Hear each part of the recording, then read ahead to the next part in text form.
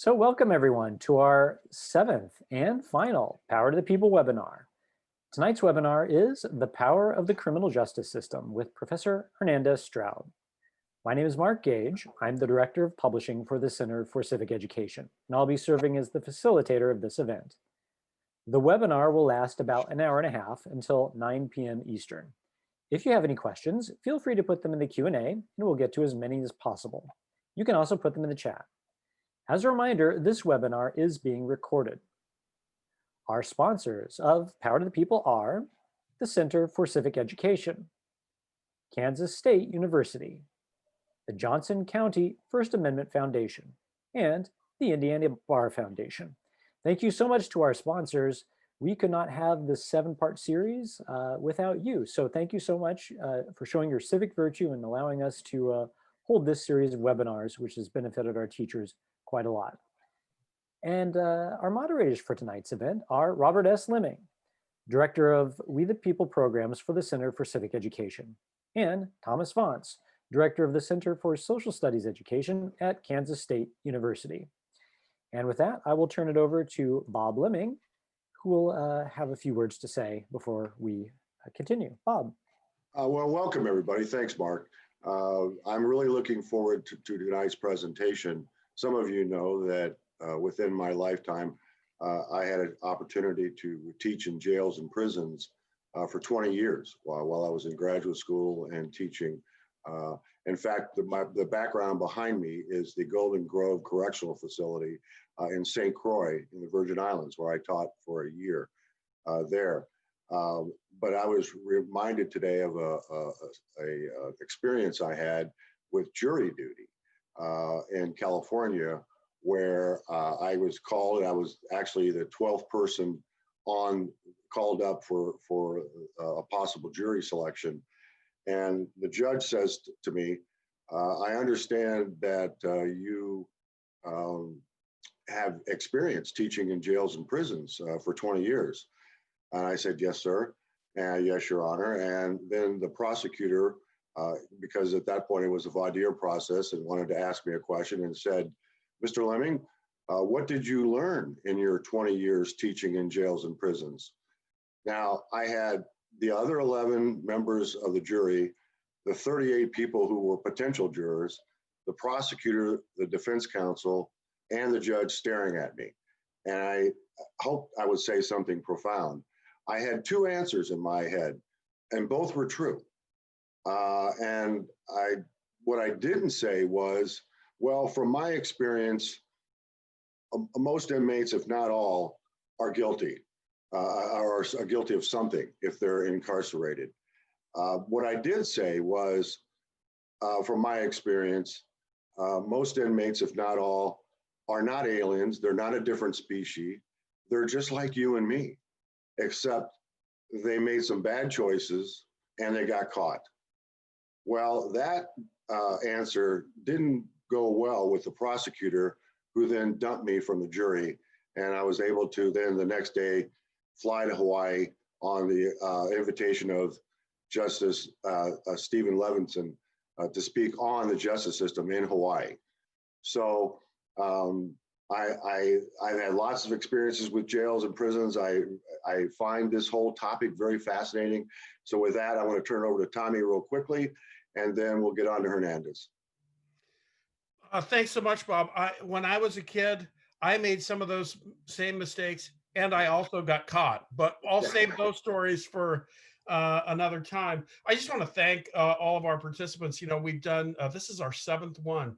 And, you know, if you're here tonight, you're either really interested in the topic or our speaker, and I'm interested in both of those things as well, or you're just a junkie for, you know, these kinds of discussions of important issues in our society. You know, even today, I was thinking about federalism and elections and voting, and which takes me back to previous webinars, and thinking through, you know, whether or not how we run elections is better left to the states, or should it be nationalized to, you know, in terms of the national government.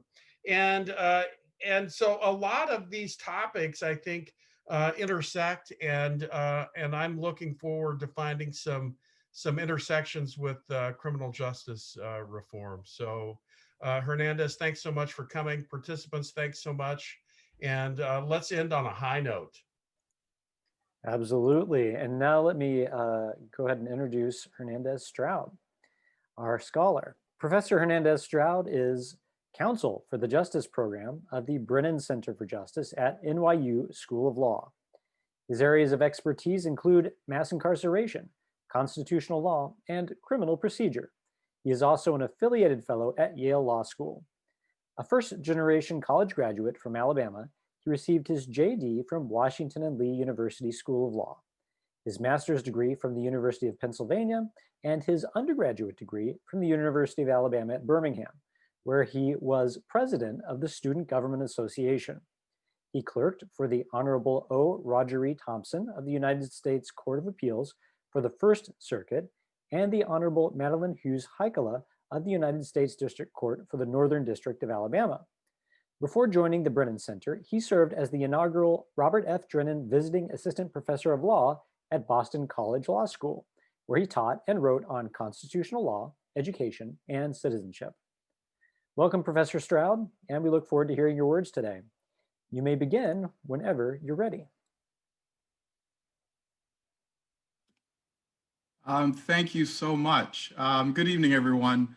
My name is Hernandez Stroud, and I do have the great good fortune of serving as counsel for the Justice Program at the Brennan Center for Justice at New York University School of Law.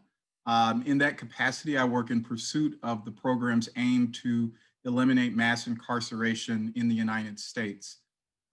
Before I proceed, I would be remiss if I didn't mention something else about myself, which is before my work at the Brennan Center, before I went to law school, I had probably the most challenging yet most rewarding job in the nation.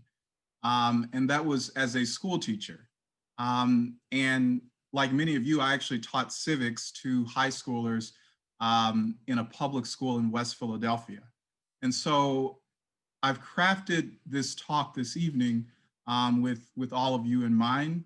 And I'm enormously grateful to the Center for Civic Education for this opportunity. If you have questions along the way, I'm sure we'll get to them at the end, but please ask and I will do my level best to answer them. Like teacher, let me give you a roadmap of my talk tonight. So first, I'll kick us off by sketching a broad overview of the modern carceral system, diving into specific problems. Second, I'll touch on the racial implications of the system, its reliance on caging human beings, essentially to confront social problems and human needs. I'll talk about the conditions of incarceration and the long-term impacts of what it means for a person to have had involvement with the justice system.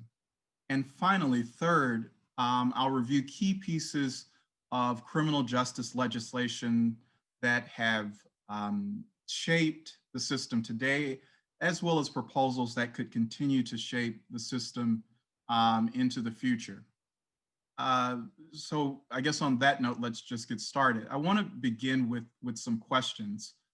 So the first is, number one, does anyone know how many people in the United States have been convicted of a crime? I don't expect people to answer this now. I mean, you can type it in the chat function if you wish, but the answer is an estimated 64,800,000 people. In other words, that's almost 20% of the entire US population that's either been convicted of a felony or a misdemeanor. And the second question is, how many people are currently under some form of correctional supervision, like probation, in the United States? And that figure is a staggering 2.3 million people. 2.3 million people are currently incarcerated. Most of those are in state prisons, around 1.29 million. another 226,000 in federal prisons and jails, another roughly 630,000 in local jails, 11,000 in territorial prisons, 44,000 in juvenile facilities, and 42,000 in immigration detention facilities. And that number nearly triples to about 6.8 million when you factor in the 4.5 million people who are on probation or parole. 31 states in the United States have incarceration rates higher than every country in the world. The United States incarceration rate is higher than Iran, Saudi Arabia, China, and Russia. And so for a country that prides itself on being the land of the free, so to speak, we deprive more people of freedom than any other country in the world, putting us as the most incarcerating people in the history of humanity. But the people of this country do not bear the weight of this burden evenly, as many of you probably well know. Black people, despite making up 12% of the population, constitute 33% of the incarcerated population. Hispanic people, 16% of the US population, make up about 23% of the incarcerated. Meanwhile, white Americans, who make up 64% of the population, constitute only 30% of the incarcerated population. And so some people may see that data and say, well, Black people, Hispanic people are more likely to commit crimes for whatever reason. But the likelihood to commit crimes cannot explain away these disparities. Drug usage rates, for example, are consistent among racial groups, but Black people and Hispanic people, again, 12% and 16% of the population respectively, make up 56% of imprisonments for drug use. Black and Hispanic drivers, to offer another example, are more likely to be searched and arrested during routine traffic stops than are white drivers. And they are more likely to be pulled over for non-traffic safety related reasons. These disparities extend to sentencing practices too. Black men receive sentences that are on average 19.1% longer than white men with similar backgrounds accused of similar offenses.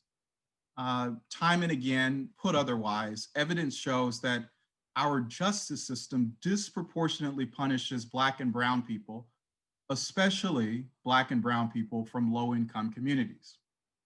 How severely a person is punished, though, is not solely influenced by race of the offender. Severity is also influenced by race of the victim. A 2019 study published in the Harvard Civil Rights, Civil Liberties Law Review found that people who kill white people are more likely to be sentenced to death and to be executed than are people who kill people of other races. Specifically, the study found that people who kill white people are 2 to 5 times more likely to be executed than are people who kill people of other races.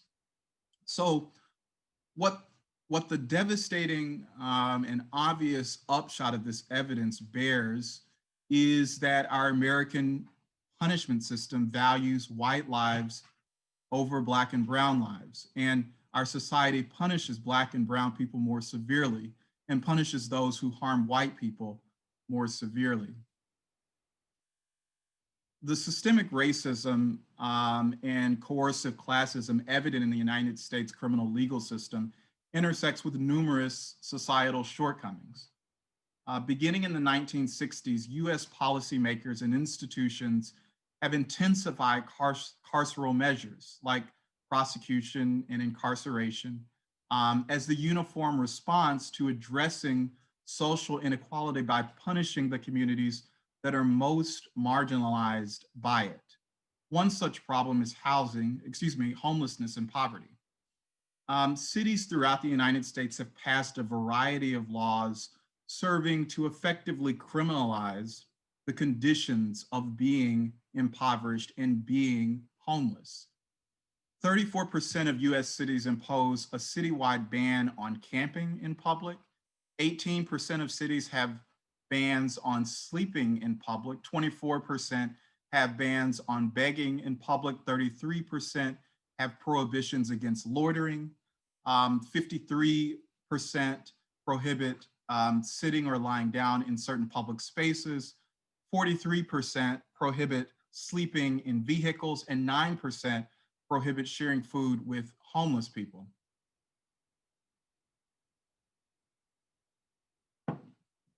These laws have been passed with increasing frequency in our city since about 2011. And these laws beg the question, where can homeless people go if their mere existence in public is criminalized? So if you were talking with students about this issue, one way you could do that is by saying, okay, take a few minutes to do a search on the internet, or maybe it's a homework assignment if you don't have computers at home, assuming you're not teaching remotely, and see if your community or some nearby community has a law criminalizing homelessness. And you could search terms like criminalized homelessness plus your town name, laws against homelessness plus your town name.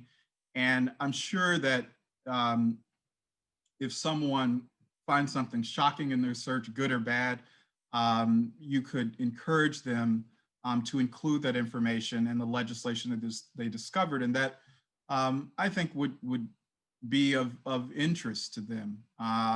It would certainly make them aware of a problem I suspect they hopefully don't know exists, through firsthand experience at least.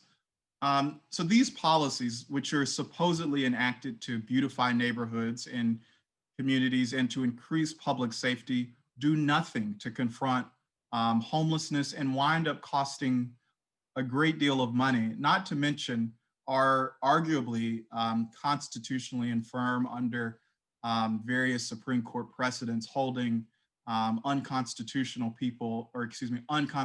punishing people for their status or condition.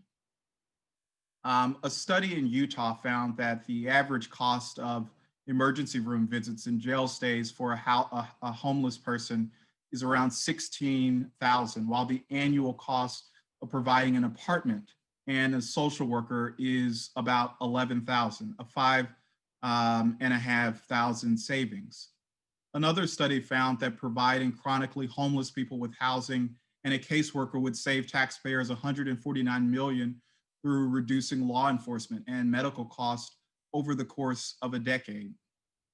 So many advocates argue then that these social problems require social solutions, social policy solutions, not criminal justice responses, and that if cities want to make a real dent in homelessness, these commentators maintain, municipalities should pursue policies that are proven to have a positive impact instead of pushing homeless people into the system. Moving on, evidence actually shows that criminal convictions are likely to perpetuate poverty and homelessness. People who have previously been incarcerated are 10 times more likely to be homeless than those without criminal records. This number does not even address the high rates of housing insecurity experienced by formerly incarcerated people and previous convictions of misdemeanors, of felonies, are shown to have significant impacts on a person's lifetime earning potential. In fact, the Brennan Center for Justice, in a recent report, found that every year people have been incarcerated or convicted, who have been incarcerated or convicted, lose a total of $372.3 billion. And people who have experienced incarceration make up 51.7 less money throughout the course of their lives. People with felony convictions but no incarcerations make 21.7% less, and people with misdemeanor convictions make 16% less. So in other words, the criminal legal apparatus has the power not only to push people behind bars, to incarcerate them, but to drastically limit their opportunities in life and to entrench poverty for decades to come. But poverty and homelessness are not the only social problems we seek to address through punishment. We have also criminalized drug addiction and mental illness in so many situations. In the 1960s, some individuals launched a movement pressing for the deinstitutionalization of people living with mental illnesses in favor of outpatient facilities and community mental health centers. And this movement was well-intentioned, but the resources to support successful deinstitutionalization did not materialize. And sadly, many people struggling with mental illness became homeless, and they've experienced frequent interactions with the criminal legal system. And if you fast forward to today, over 50% of people incarcerated in federal prisons, probably to no one's surprise, suffer a history of mental illness or currently live under some kind of serious psychological distress. In addition to over-incarcerating people with mental illness, we also incarcerate people who struggle with drug addiction, as mentioned earlier. 65% of people in US prisons live with substance abuse disorders. 65%. And they can be incarcerated and are incarcerated, in fact, for offenses ranging from crimes committed while under the influence to simply the act of taking drugs. Making matters worse, when incarcerated, people with mental illnesses or substance abuse disorders often receive no treatment whatsoever to help them adjust. Talk about compounding problems. The Urban Institute has observed that 40% of men and women in prison with mental health conditions receive no treatment at all during the course of their incarceration. And that 50% of men and 60% of women living with substance abuse disorder receive no treatment or counseling during their incarceration. So locking people away from society and exposing them to the traumas of isolation and incarceration with no treatment sounds to me a recipe for failure, and certainly not the best way to confront these pressing social issues.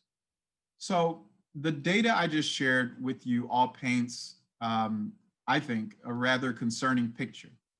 And it is a picture of a nation that relies on incarceration as a means to solve social problems and to hide those problems from public view. Basically, if you think about it, we essentially just sweep under the rug issues without figuring out how to prevent the root causes, the conditions so often leading to crime. So before we transitioning to discussing the conditions of confinement, there's some relevant data I think to bear in mind. 97% of federal cases and 94% of state cases end in plea bargains. So what does that mean? That means that people suspected yet not convicted of a crime plead guilty to lesser charges in exchange for a lesser sentence. So why is this concerning? Well, we don't know how many of these people pled guilty to lesser offenses because they were truly guilty, or because they couldn't afford a drawn-out legal battle, or because prosecuting attorneys have threatened them with even more severe charges should they reject the plea bargain. We just don't know.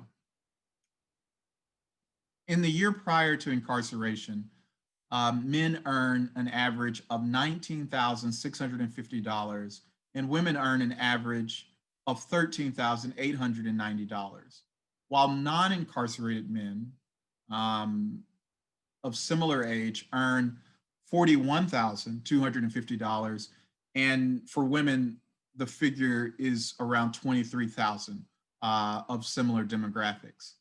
So this means that in the year before being incarcerated,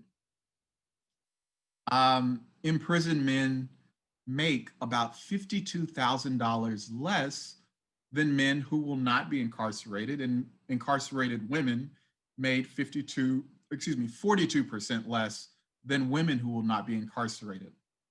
And so the point being, many people who are incarcerated come from backgrounds with few resources, with little opportunities available, with lives marked by economic hardship, among other challenges. 68%, and I know that this will hit home as teachers, 68% of state prison inmates did not receive a high school diploma. And too many of these individuals suffer from some kind of illiteracy. And as you well know as teachers, without a high school diploma, especially if a person lacks a certain level of literacy, career options, survival in this economy is extremely limited and very unlikely. And more than half of all women incarcerated in state prisons report that they were abused prior to incarceration. And nearly 40% of that population that share report having been sexually abused. So why am I saying all this? Because many people, and I'm not saying this about anyone in the audience, believe that people in prison, and I know that when I was teaching, some of the students harbored these views. Many people believe that people in prison deserve their fates. They deserve to be subjected to certain punishment, not necessarily the poor conditions of that punishment, but there was a tendency not to want to consider or at least an awareness of the factors accounting for the conditions that led to incarceration. So moving on to the conditions of incarceration, the conditions in our state and federal prisons are abysmal.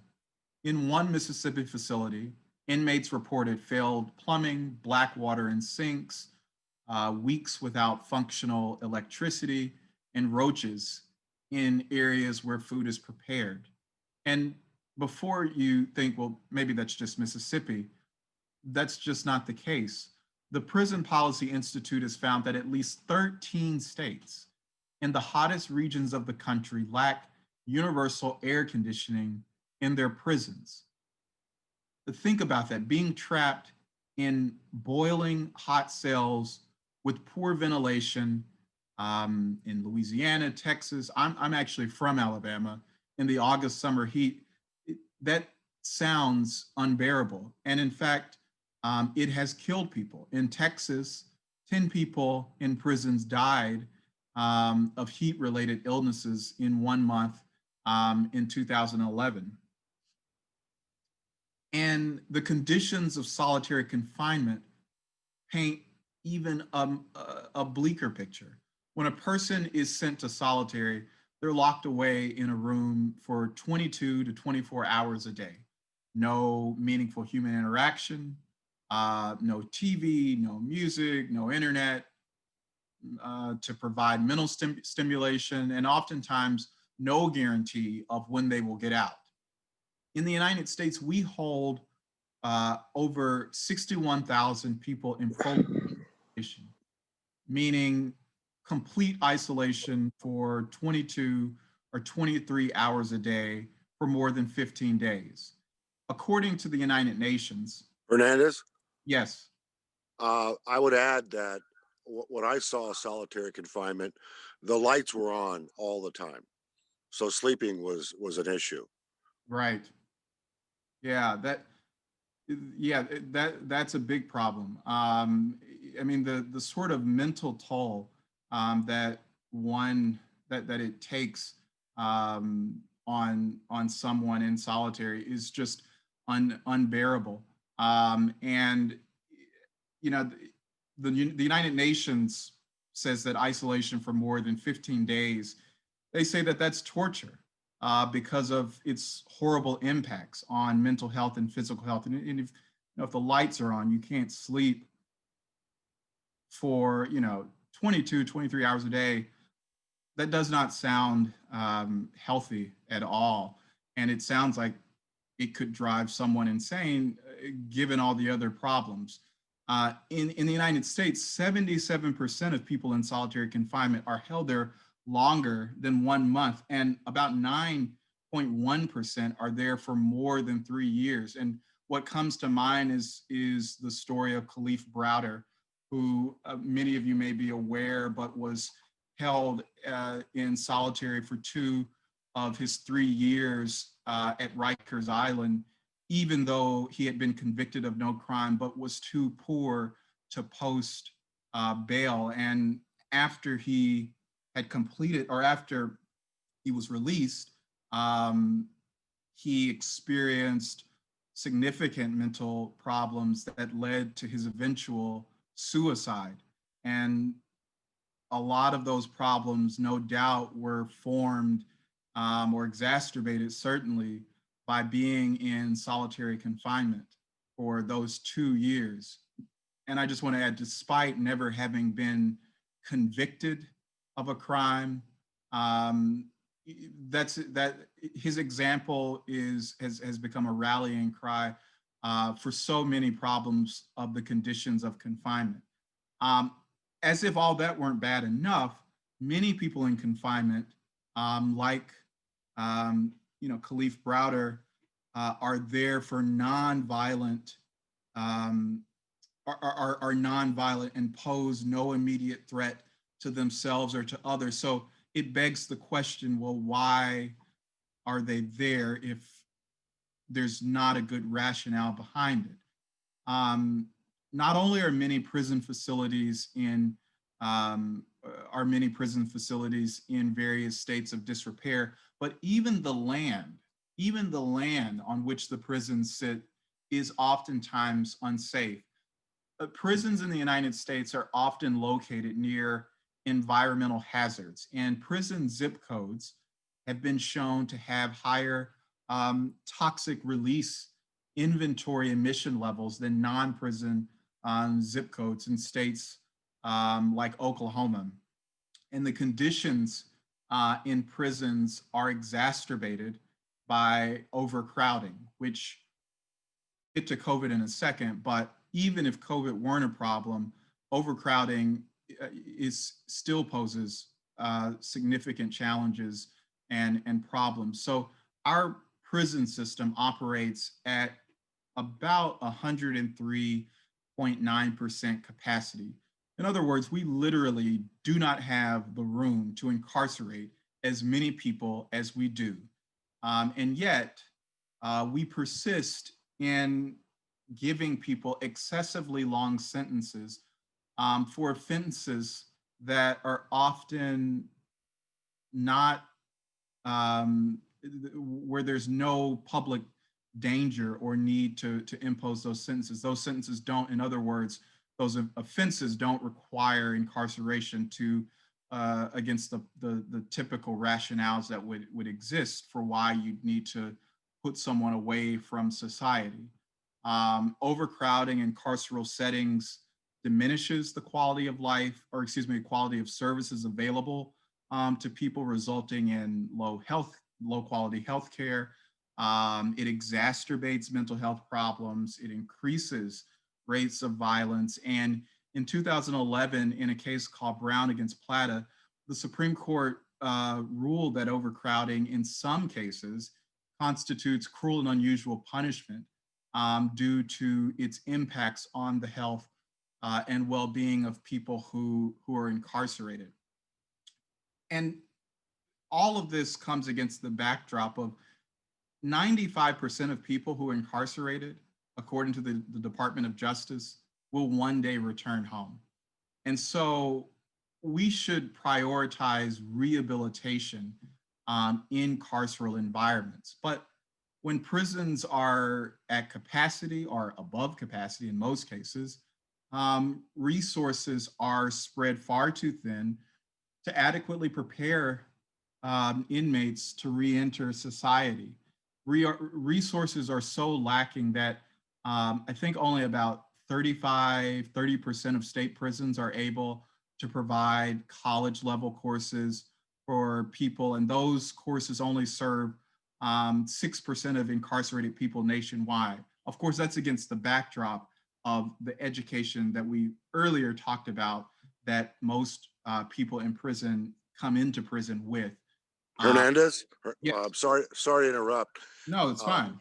Wardens and jail commanders that I've talked to speak about their job is not to rehabilitate, but to punish and to hold people. Because I faced backlash from, what do you mean you want to teach people in jail? Right. That's not our job. Our job is to hold people and to punish them. Any kind of rehabilitation they get on their own is up to them. Right. That's what they told me. Yeah, and so that, it's obviously a problem because, and I'm going to get to this, but essentially in a nutshell, when people are in prison and they come into prison because they didn't have the supports to sustain themselves in a successful way as citizens. When they re-enter society, you can guess what sort of experience they're going to have if they still don't have those necessary supports to establish themselves as functional and law-abiding and successful citizens. And so, people in prison are oftentimes forbidden from things as simple as reading due to lack of funds and censorship. Prison libraries rely largely on donations to secure books because the funding is so lacking. And there's one example that's particularly egregious, which is the Illinois Department of Corrections in 2017.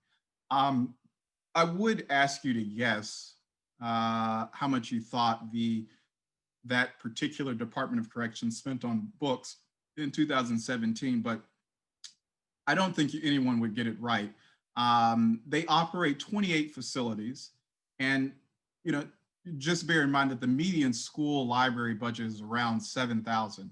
But in 2017, the Illinois Department of Corrections spent $276 on books, and that's for the entire year across 28 facilities, $276. In other words, that's what, a little bit less than $10 per facility on books in an entire year. And, I taught, and, this is a room full of teachers, and I don't know what kind of books you can buy with that sort of money. That doesn't make a great deal of sense to me. In Delaware, an anonymous prison librarian, probably for fear of losing his or her job, reported this year that large facilities receive about $1,000 in funding for prison libraries, while small facilities receive even less. And the lack of funding forces prison libraries, as I explained earlier, to rely on donations, which are subject to denial for myriad reasons, including banning manuals for Dungeons and Dragons in Pennsylvania because, according to them, it could enrage or encourage insurrection or guerrilla warfare. Banning in Texas the elements of persuasion, use, which is about storytelling to pitch better and sell faster and win business because it could be used to persuade others. In Arizona, they've banned Grey's Anatomy because it might inspire, I'm laughing, but it's not really funny, inspire them to request more healthcare. And in so many other states, they've censored the acclaimed critique of the criminal justice system, Michelle Alexander's The New Jim Crow, because of its racial overtures and potential security risk. So even in prisons with resources, with well-stocked libraries and higher education opportunities, receiving an education can be unattainable for many. Pursuing a higher education can be prohibitively expensive for people who are not incarcerated, but the problem is compounded for incarcerated men who, as I mentioned, make 52% less in the year before incarceration than their counterparts, and incarcerated women 42% less in the year preceding incarceration than their counterparts. The struggle to afford higher education in prison was made more difficult in 1994 when the federal government prohibited incarcerated people from eligibility for Pell Grant funding through the Violent Crime Control and Law Enforcement Act of 1994. Excuse me, 1994. So when the federal government enacted this prohibition, many states followed suit, and the majority of carceral college programs sadly closed. This prohibition since 1994 persisted until the Obama administration in 2015, so 21 years, launched the Second Chance Pell Program, which permitted 63 institutions of higher learning to provide Pell Grant funding to eligible incarcerated students. And since its launch, that program has expanded to 130,000 educational institutions in, I think, most states. I think it's around 40, 41, 42, and as well as DC, and they've enrolled nearly 17,000 people. Moving on, education, though, isn't the only area in which incarcerated people struggle. Violence in American prisons is systemic. Between 2006 and 2016, there were about 800 state and federal prisoners who were murdered inside their facilities. And the number of yearly murders in facilities is trending upwards, with 55 murders in 2006 and 95 in 2016. In Mississippi, a single facility reported an average of 16.5 prisoner on prisoner or prisoner on staff assaults per month. And I just want to be clear because, getting your hands on this information is incredibly difficult. This is just the information we know. Data on prison violence is notoriously difficult to access due to all sorts of laws and lack of transparency in state departments of corrections and the Bureau of Prisons. But even though this data is lacking, we've seen enough to know that prisons are not safe. Overcrowding and violence in prisons intersects with another issue, which is inadequate prison healthcare. Healthcare in prison can be difficult, if not impossible, to access for many incarcerated people. In 2018, the ACLU initiated legal action representing over 6,000 incarcerated people in the notorious Angola prison in Louisiana who were systematically denied of access to adequate health care. And their stories include a man who waited 3 years with symptoms before being diagnosed with kidney cancer, who later died of his illness. There was a man with sickle cell anemia for whom doctors in prison had refused to prescribe just effective pain medication. And then there was a man who had feared dying of his untreated hepatitis C. Um, as this one case regarding prison violence, this is just one case. Even the data on prison healthcare is difficult to come by. Most of the evidence that stems from lawsuits filed on behalf of incarcerated people is where the news and other institutions learn of systematic neglect for the health and well-being of people who are incarcerated. And so, yes, if you're wondering whether this neglect is even more clear in light of the COVID-19 pandemic, you're not alone. While some prisons have taken steps to secure early release for medically vulnerable populations and some nonviolent offenders, these steps have been inadequate. Many states that have released prisoners early have only focused on people who were convicted of nonviolent crimes, disregarding the vulnerable people convicted of violent crimes, posing no threat to society if released. And by disregarding people convicted of felonies, states are often unable to significantly reduce crowding and provide for the space, resources, and personnel to adequately fight the virus.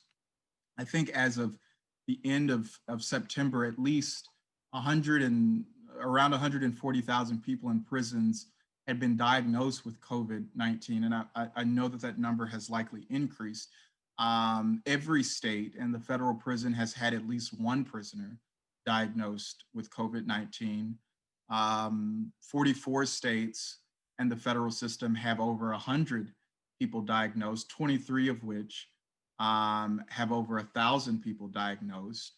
And three states and the federal system have over 10,000 people who've been diagnosed. And I think in Texas, there has been over 20,000 people who've been diagnosed. And in total, at least, I think it's around 1,200 people in prisons have died of COVID-19. So, prisons, due to overcrowding and unsanitary conditions, are hotbeds of contagious diseases. Of course, COVID-19 is no exception. So it's really hard to imagine how our nation's prisons and jails can maintain adequate social distancing and resources for care. So, prisoners sick, frayed, without educational resources needed for rehabilitation are often left to face their new reality all alone. The average state prisoner is incarcerated about 100 miles away from their home, and the average federal prisoner is incarcerated about 500 miles from home. And distances like these are not manageable for families who work, who lack access to personal transportation, who can't afford a hotel room. And visitation can be difficult to coordinate. And because of that, many people rely on phone calls to stay in touch with their families during incarceration. However, even this is difficult for many, as prison phone calls are not free. They cost money by the minute, and prisons are designed to be isolating in this country, and placing people so far from home only serves to deepen that isolation, and in certain instances make assimilation back to society more challenging. But this distance does not solely impact incarcerated people. I know it does. It also impacts children. 1 in every 50 children in the United States has at least one parent in prison. Parental incarceration puts children at increased risk for a variety of adverse childhood experiences, like chronic poverty, illiteracy, psychological problems, other forms of poor educational attainment, and in some cases, increased likelihood of incarceration. And, you know, as educators, I'm sure you understand how big of a problem this can be for a child. I know that some of the students I taught, they were affected by this. And so it's a very troubling issue. But, you know, even if you don't know anyone personally impacted by mass incarceration, I can guarantee that your state politics have been impacted. And I imagine that many of you are familiar with the term gerrymandering, but maybe less known is prison gerrymandering.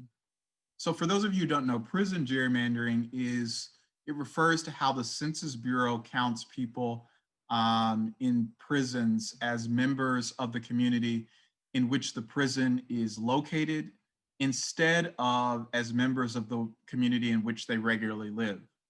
And because prisoners are counted in areas where they do not live and cannot vote, the predominantly rural areas where these prisons are located receive disproportionate representation, and the areas from which a disproportionate number of prisoners come, mainly poor Black and Brown communities, do not receive their fair share of representation. So in addition to minimizing the political power of poor Black and Brown communities, this practice also results in a number of state and local policymakers who perversely have a vested interest in maintaining mass incarceration, to maintain their seats in state houses, or to maintain political influence within their communities. So if you live in Illinois, for example, 60% of prisoners in your state are from Cook County, but 99% of them are counted outside the county. And in Texas, one rural district is almost 12% prisoners, meaning 88%, or excuse me, meaning 88 residents of the district are represented the same as 100 residents from Houston or Dallas. Without prison gerrymandering, here in New York, where I am, 7 state Senate districts would need to be redrawn, thus changing the entire state. You know, this is a problem you could easily explore with your students, and I would bet something so tangible, a problem bearing concrete, drastic import on the electoral process and the makeup of state legislatures would be of interest to them, would get them talking. Prison gerrymandering impacts education, infrastructure, housing, and so many other facets of our day-to-day lives. And this is just one example of the pervasive reach of the carceral state beyond those directly impacted. To keep moving, mass incarceration reaches into so many other parts of your lives and your students' lives, of which many people may be unaware. 75% of mass incarceration, of the cost of mass incarceration, come from a state's general funds. What that means is that every dollar that a state spends on unnecessary incarceration people who pose no threat to public safety is $1 less for other public services. And I'm sure that this is something you care about. Between 1986 and 2013, state spending on prisons increased by 141%, while K through 12 spending only increased by 6.9%, and higher education spending increased by 5.6%. the impacts of mass incarceration on our society as a whole pale in comparison to the impact of mass incarceration on formerly incarcerated people. However, and I mentioned some of this earlier, you might think reasonably that a person, once a person has completed their sentence, they've served their time, they've paid their debts to society, so to speak, and so they're free to re-enter society. And that, of course, is a highly reasonable assumption, but we have a highly unreasonable criminal justice system. And when a person today leaves prison, it seems as though our society, at least the way that it's configured, has so many roadblocks that ensure that they not only can't successfully re-enter society, but that they fall back into incarceration. The National Inventory of Collateral Consequences of Conviction has cataloged nearly 14,000 provisions across the country limiting occupational licensing for people with prior condition or convictions. And these prohibitions bar people with past convictions for jobs ranging from teacher to meat and poultry inspector. And in 2008, when unemployment was just over 5%, the unemployment rate for formerly incarcerated people was around 27%. And this high unemployment rate is not due solely to legal restrictions on formerly incarcerated people. Personal biases also contribute. Even in areas without prohibitive laws, people with past convictions are 50% less likely to receive a callback from an employer. And so because employment can be inaccessible, many formerly incarcerated people find themselves without the money to survive or without the money to provide for their families. And while formerly incarcerated people struggle to secure employment and support themselves and their families, they also face another financial burden, which is fines and fees. The average person leaving prison, and this is staggering, owes about $13,607 in fines and fees.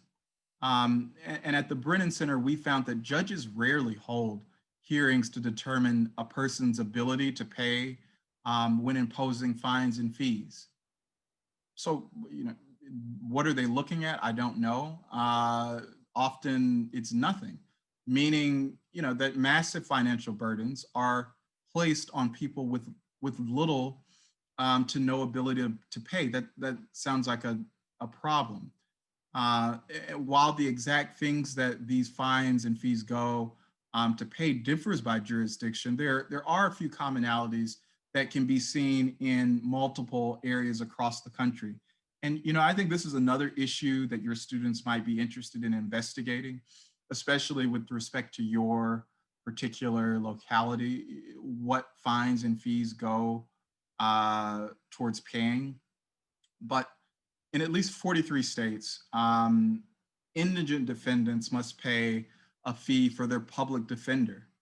In at least 40 states, people are charged for room and board fees for prison stays.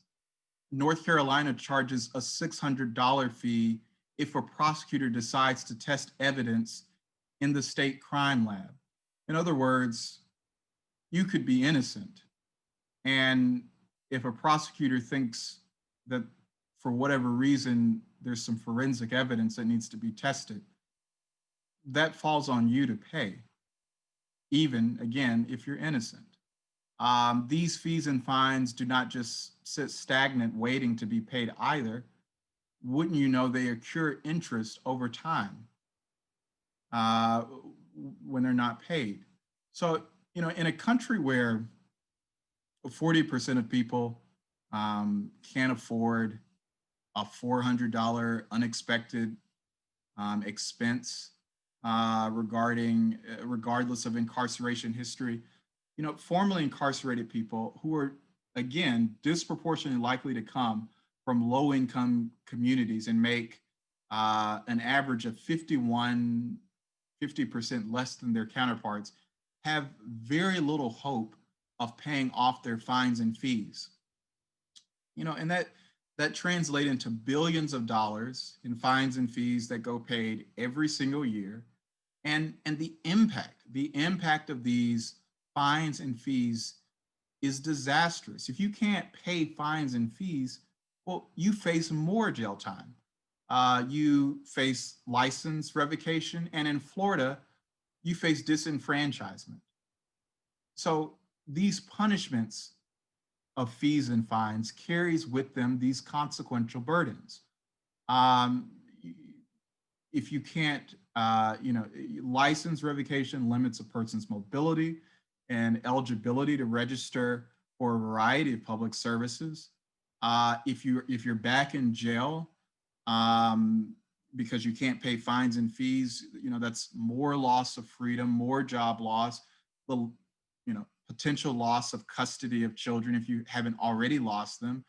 And disenfranchisement prevents a person from engaging in the legislative and political process. It leaves them without a say in their government, like the ability to vote in the election that we're all on the edge of our seats to learn the resolution of. So, in total, fines and fees entrench poverty among formerly incarcerated people and hinder, and in some ways prevent altogether their successful reentry into society.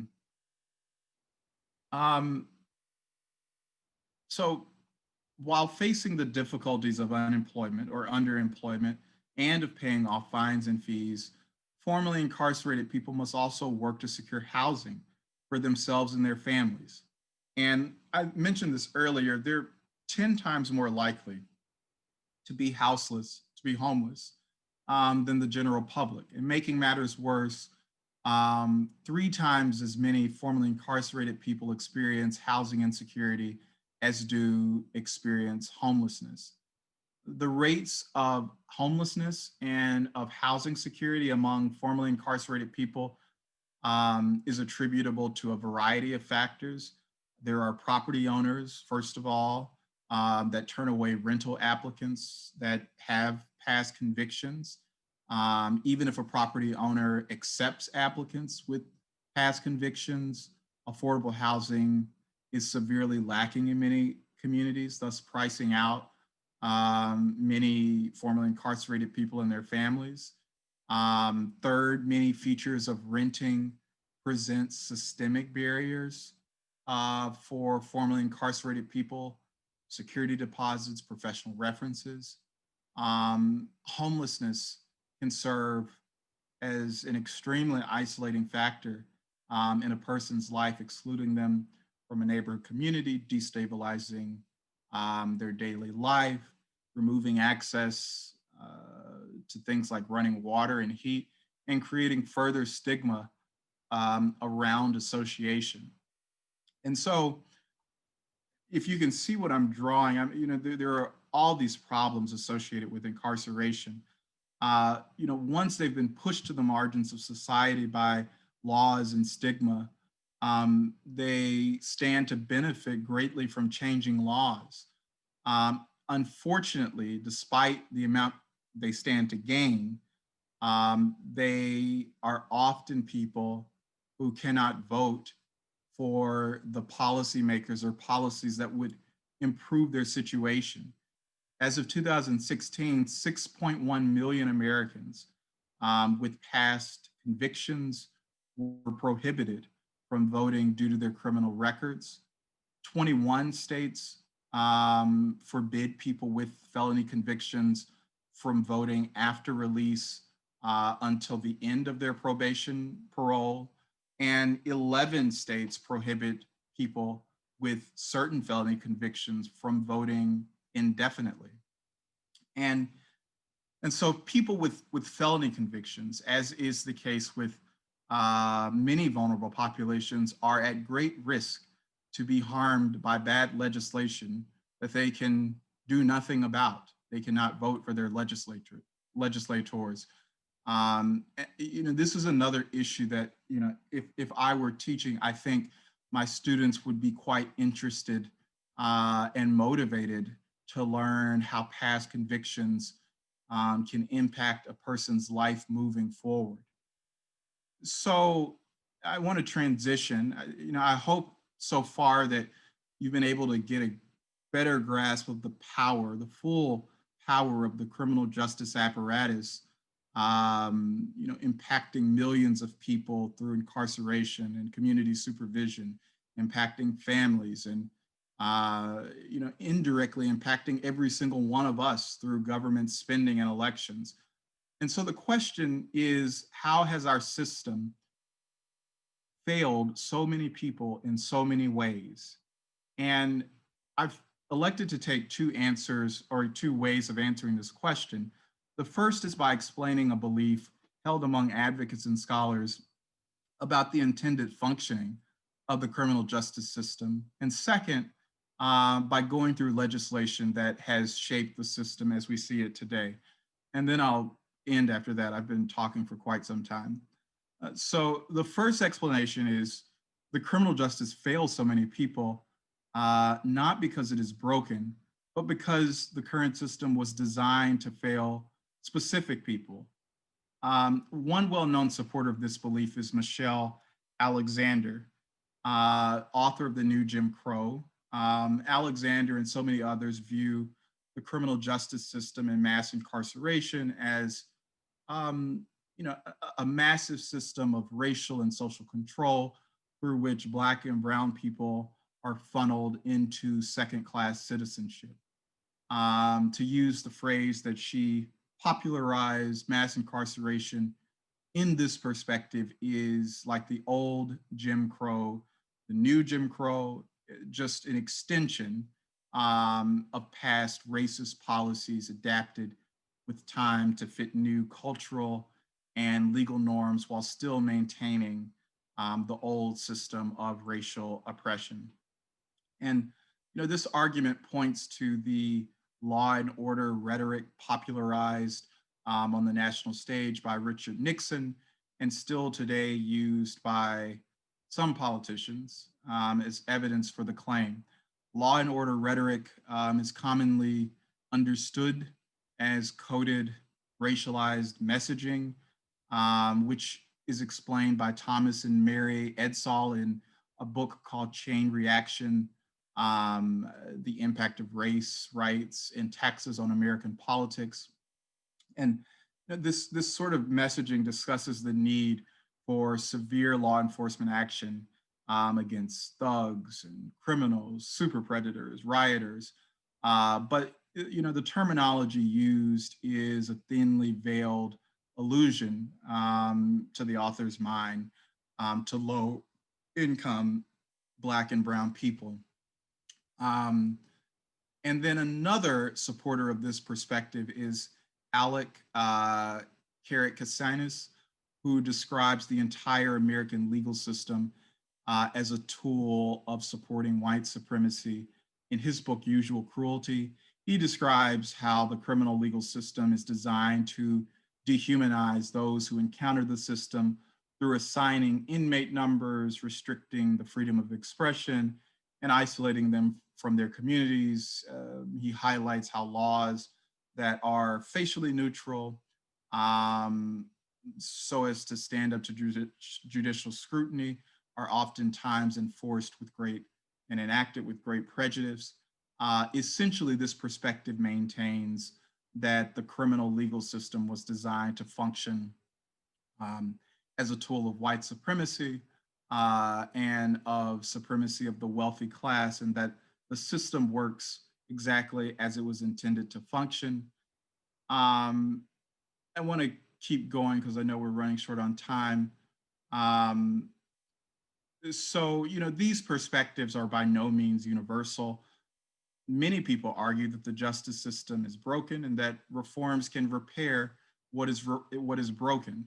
And those who believe the system is broken and can be repaired blame the broken system on the tough on crime era, which began with the war on drugs that formally began in the 1970s and that was escalated by Reagan in the 1980s. And the first major tough on crime legislation was this Anti-Drug Abuse Act of 1986, which allocated funding to prisons and created mandatory minimums for a number of drug offenses. The most egregious of the mandatory minimums enacted was a minimum of 5 years without parole for possession of 5 grams of crack cocaine, while mandating the same punishment for possession of 500 grams of powder cocaine. And this 1 to 100 racial disparity is particularly egregious, though crack and powder cocaine are the same drug, because this disparity is egregious because it was used to prosecute Black and brown people for harsher crimes. But, as James Foreman Works points out, he's a professor at Yale Law School, no one political party can be blamed for the tough on crime policies or for mass incarceration, because these punitive policies were supported and signed into law by Democrats and Republicans. In 1994, Bill Clinton signed into law the 1994 crime bill, the Violent Crime Control and Law Enforcement Act. It's often credited as the largest contributor to mass incarceration because of its funding for new prisons, support of 3 strikes laws, support for truth in sentencing, and incentives that were provided to states that enacted similarly punitive policies. And after passage of that law, incarceration rates skyrocketed throughout the country. I think in 1993, the rate was 950,000, and in 1995, it was already up to 1.5 million. So I think I'll stop there just to allow time for some discussion. Hernandez, that was very informative. It brought me way back into my life behind bars, if you will. And one of the things that you haven't talked about is that I know it varies from state to state, but the idea of good time, meaning that if you get a 10-year sentence, you get 5 years, and then that time can be taken away from you as disciplinary enough. And I recall a person that I knew incarcerated that he was getting ready to be released, and he had pissed off the guards for some reason, and they went into his cell and charged him with hoarding Bibles and gave him 5 more days. He was going to get out the next day. He was all set to go, and they come in just to rub salt in the wound, because no one who's no, and he didn't have any recourse, and so he ended up doing 5 more days because he had too many books in his room.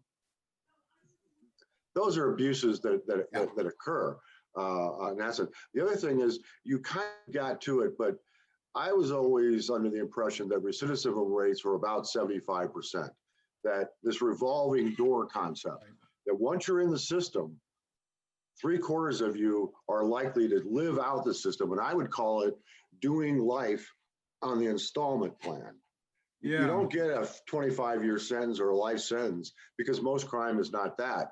Murders are the least committed crime, but you get 3 years, you get out for a year, you're back in for 5 years, you're out for a 6 months, you're back in, and pretty soon you're 35 years old, and you look at the clock and you go, I've spent half my life behind bars in little chunks. Right. Yeah. And then how do I readjust to staying out? I taught in a facility that had offenders it was the end of their 15-year sentences, and they put them in a halfway house to kind of re-enter them into society. These guys would go to work during the day and then come back, and I would teach the GED exam for them, because they were, for 15 years, had been told when to get up, when to eat, when to sleep, when to crap, everything. And now they had to make those decisions on their own. They hadn't paid an electric bill in 15 years. They hadn't done anything. And they had to sort of figure out how to readjust back into society. That's if, in fact, if they actually got a job. Right. Working with employers. There are employers out there who have programs where they invite felons to come in. They somehow work that out with the system. But these guys have a terrible time, and so it's like, once you get in, and this is to the teachers, is I think we need to get to young people and somehow through education. And again, you talked about that, you're talking about low income people for the most part who have limited opportunities to begin with, and then get involved in some kind of stupid thing and then get caught and then end up ruining their lives to the most part. However, I will say that, and I may talk to you about this afterwards. In a 10-year period, I had 250 graduates, and I still have their social security numbers, their birth dates, and their names. We should do a research study on trying to find out where those people are today, if that education made a difference in their lives outside. I would run into people at Kmart or at a bar or something, and it was like a code of the hills. I didn't want to go, hey, last time I saw you was in jail and in front of everybody, but we sort of nodded to each other. But it was nice to see that they were now married, having children, paying taxes, and contributing to the system, and not costing what it cost. We can send people to Harvard for the price that we pay for incarceration. So I know there's no question in there. Maybe you want to comment on some of that. Yeah, I mean, it's devastating, the challenges of trying to re-enter society. And you're right that most of the people that end up in prison will somehow end back up in jail or prison, because there are so many pitfalls, so many ways that you can just fall through, and it's so easy to reoffend. Right. So it's a devastating trend. And I know that states are trying to do a lot of work around expunging records, sealing records, and trying to do other things. But it's really hard given the conditioning that people have in prison, which is what you just said. You're told what to do, what to wear, what to, all this stuff. And then magically, you're expected to walk through the doors and make all those decisions for yourself. It's a very devastating it's a daunting task. And so many people fail. The other thing I'd like to emphasize is, you said it, and that is what I noticed was, and people don't because they don't pay attention, is every day people are getting out of prison and jail. And then what happens to them? And, if we don't invest in these folks, it's like the old oil frame commercial. You can pay me now or pay me later. We're going to pay for this. If we don't invest in these people, we're going to pay a lot more to keep them hidden away from society, where people hardly ever drive by a prison, let alone go into one. And before I forget, I would encourage the teachers that are on this call. I didn't grow up thinking, I think I want to teach in jails and prisons. I started when I was 23. I didn't like the police. The last place I wanted to be was around a prison. But I found out that it was a worthwhile experience to try to help folks in this situation, because they got out every day, and I wanted them to be taxpayers and putting into the system. And I thought education was the way to go with that, as hard as it is to do in jail. And in my classroom in Bloomington at the Monroe County Jail, it was really like a sanctuary for these guys. I mean, it was away from the crap of the day, and they could come into my class for 2 or 3 hours, and they would ask me to help them with their case, and I'd say, I'm not a lawyer. I can only help you with this, your math or your civics or whatever we're learning. But it became a solitary place that was nice, I think. My hardest time in jails and prisons was not from the inmates. I had very few incidents where I felt threatened, a couple of times, but mostly it was the guards hassling me, keeping me in because they didn't see, these guys don't deserve this. What are you doing in here? Are you some kind of super liberal? What's up with you? And I wasn't there for that. I was there because I thought it was a very interesting teaching situation. And I believed that education was the key to all of this. Get them some kind of certificate that can move them ahead in life instead of the skills they would pick up in jail, which we didn't even talk about all of that. The PhD you get in crime by associating yourself with other folks who are, especially, and you talked about the violence. The other thing I'd like to make is what I noticed, and I had the opportunity to see prisons and jails in Argentina, Latvia, Germany, and the United States, and I saw you the Virgin Islands behind me, where, by the way, I was the only white person in that whole place. They were all Rastafarians, and all the guards, all the inmates, the warden, everybody, the secretary were black, and then there was me, which was an interesting situation. But is that I encourage teachers to check with institutions around them, because there are educational programs in places. Some don't. I started the one in the Monroe County Jail. There was nothing there before I got there. And that's a whole struggle in itself I could talk about later on. But it's a great teaching situation, and one that's very rewarding, because you're dealing with people, like I said, if you go into a jail, and I saw some comments, or if you go into a prison, you're not gonna, it would be easier if we saw them as these devils, because, you're there because you're a devil. But when you see people and talk to them, and you see that they're pretty much like you and me, except for some choices and some circumstances in their life, it pulls on me. It pulled on my heartstrings. It's like, what can I do to improve the lot and life of these folks who hopefully will be out at some point? So, if anybody out there wants to talk to me about this at some point, please contact me. I relish the days that when I first started working in jails and prisons, I used to have jail dreams. I would sleep and I'd have a dream that I was incarcerated for 6 or a year or whatever. I'd wake up in cold sweats. All right. By the end of my time working in jails and prisons, it was the least stressful part of my life, because I could go get locked up, no email, no phone calls, just my students. So yes, it can be weird, but also can be a very interesting experience for teachers to work with incarcerated youth and or adults.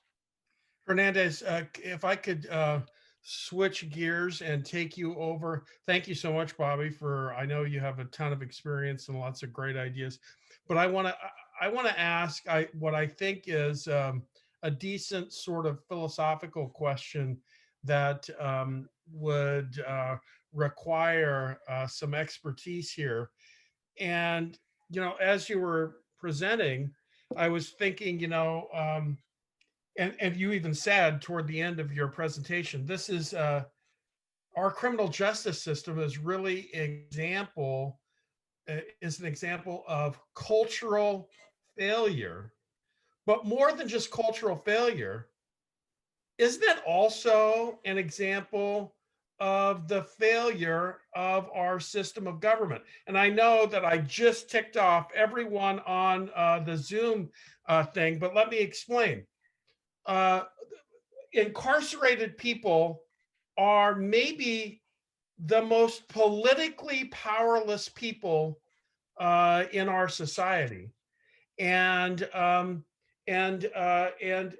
therefore it's not just a really popular political position. I'm running on criminal justice reform. That's my key issue. We got to do better by these prisoners, or whatever the case may be. And it seems like in those cases, in cases of the politically powerless or less powerful, that we, instead of using the political processes, we've oftentimes gone to the courts, okay, to address some of those grievances. So it comes into my mind, first of all, whether or not you agree that it's kind of also a failure of our system of governance. But secondly, are there also, you mentioned cruel and unusual punishment, but are there any other constitutional levers that prisoners have pulled over the years successfully to I don't know, fight to get adequate health care or more books or access to a library or education or whatever. Yeah, so I guess to answer the first question, um, to me, where it's a failure of governance is that if our society had or was more apt to invest in education or welfare or other support social safety nets on the front end, we wouldn't be sort of relying on our criminal justice punishment system as a means of responding to what are essentially social problems of welfare, um, because those are all manifestations of I think that the reason people commit crimes, in other words, are manifestations of the conditions, the failure of government to address certain conditions. So I do think that. And then in terms of constitutional levers, so I clerked for 2 federal judges, and I saw constantly prisoner pro se litigation coming through the courthouse door, which, it was very interesting because they would write sometimes on just a napkin what they were experiencing. And there's federal law, at least constitutionally, the way that it's been sort of created, where you address or you view these complaints in a very liberal way so that you don't kick out an otherwise viable claim. But so often the standards for proving misconduct or abuse is extremely high. So there are a number of amendments, but the problem is honestly the standards are so increasingly high for what a prisoner would have to prove to show that they didn't get adequate health care. Adequate health care to me is a lot is a lot different than what the Constitution regards as adequate health care, or the sort of attention paid by prison officials to inmates. Prisons don't have to do a whole lot to satisfy what their constitutional demands, unfortunately. Hernandez, you may remember this case. I don't recall it off the top of my head. It was an inmate was using the 8th Amendment, cruel and unusual punishment. Something was going on. He was being treated in a certain way, and he used that. And I recall Clarence Thomas writing the opinion saying, well, it may have been cruel, but it's not unusual. Right. Meaning, I don't remember the name of the case, but it was, that was, I do remember that case. Yeah, this is just normal treatment in prisons where, where this guy, I recall, seeing some shady stuff happening. And I had this moral dilemma in my head of, do I say anything about this? And if I do, I'm not going to be there the next day to do my job. So I had to sort of, I didn't see anything egregious as, a murder or anything like that. But I saw treatment that hurt me and my thoughts. But I realized that if I'm going to make any kind of difference in here, I've got to kind of go along with it, or not say anything to the press or the public, or even mention it to a judge, because of the retribution I would have to keep my job there. And lose that impact. So that was a hard call sometimes. Right. Mark's on. Well, yes. It's after 9. It's after 9. Yeah, it's bedtime. So thank you so much, Professor Stroud. Thank you for that engaging, enlightening Excellent talk. Clear, well organized. Excellent, Hernandez. Spot on. Let's go visit some prisons, Hernandez. I would love that. I have to talk to you sometime. I actually did a few guest lectures in prison. So as you were mentioning, these classes that you taught, it brought back memories of Yeah. myself. I used to take students from Indiana University to Terre Haute, the federal prison there, to view. Why? Because I wanted them to see the schools that were going on, that they could actually, these were people who were going to be teachers, and they knew what it was like to teach at a regular middle school or high school, but they've never seen or even really heard of the idea that you could teach in prison, and have a good experience there. So Right. let's talk later on about when this COVID stuff goes away, if it ever does. Let's visit some prisons. Yeah, Don't forget your co-moderator. Yeah, Tommy, you got some big ones in Kansas. I think Leavenworth's there, right? Well, one last thing. I would like to thank our sponsors. They've been our sponsors for the entire 7-part series, and we greatly appreciate them.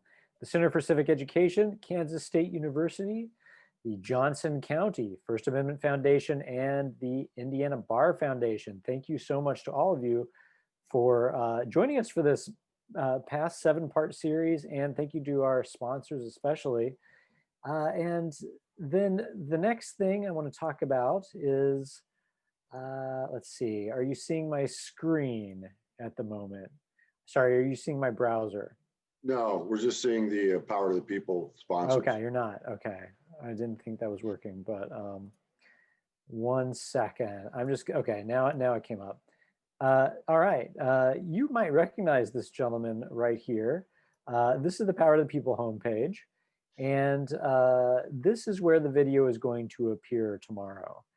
So if you're wondering how to get it, that's where it will be. We are also going to be sharing this in our newsletter. Our newsletter is actually the best way to keep up with all of our everything that we do here at the Center for Civic Education. So go to civiced.org/newsletter, fill out this little subscribe portion, and you will be the first to know about our new webinars. We also have a YouTube playlist where all of the Power of the People webinars can be found. They can also be found here on the homepage, embedded on the page. So please sign up for our newsletter, visit our YouTube channel, and visit our webinars page to find all of our Power to the People webinars. And with that, Mark, yes. one more thing. Since this is the end of our series, I want to thank everybody. We ended it on a good note. And I just want to let the audience know that you and I are thinking of the next thing that we may have out there sometime, probably not this fall or through the holidays, but sometime next year, something bigger and better, hopefully, that will help teachers as well as the public understand issues that we've been talking about, or something new. So what I'm saying is look for something else coming up soon. Absolutely. And don't forget to sign up for our newsletter to get informed of that right away. And with that, I will say good night to everyone. Thank you so much for joining us for our 7-part Power to the People webinar. Good night. Thanks, everybody. Thanks, Hernandez. Great job. Great job. Thank you. Good night.